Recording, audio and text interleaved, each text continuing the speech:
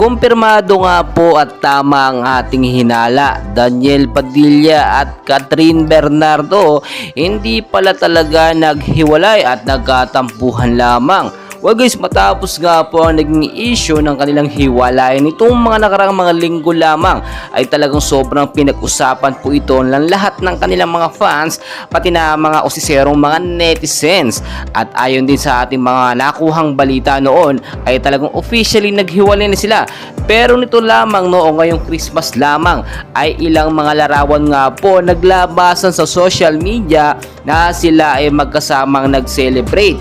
Makikita nyo rin po kung paano talaga ina-approach ngayon ni Daniel Padilla DJ itong si Catherine Bernardo. Simula po kasi nang lumabas yung balita doon sa Christmas party na kung saan ngayon nakita natin silang sumasayaw na magkasama, ayun na nga po ang naging hudyat ng tila sinasabi natin nagkabalikan na nga sila o hindi naman talaga totoong nagkahiwalay.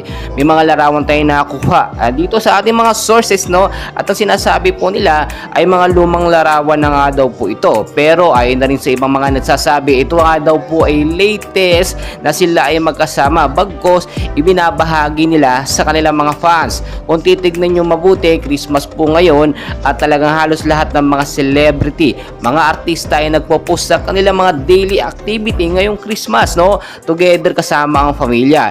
Ito naman si Daniel Padilla at Catherine Bernardo, ganito na ang ginagawa before bago pa lumabas yung mga issue. At tungkol naman sa isyong hiwalay nila, alam naman natin nagsalita sila about dyan pero binawi din naman yan ni Catherine Bernardo sa ilang mga pahayag at ang sinasabi fake news nga daw po yun. Pero magkagayon man, hiwalay man sila o hindi, ang mahalaga po ngayon ay nagkaayos sila at nakikita po natin sila in public na magkasama.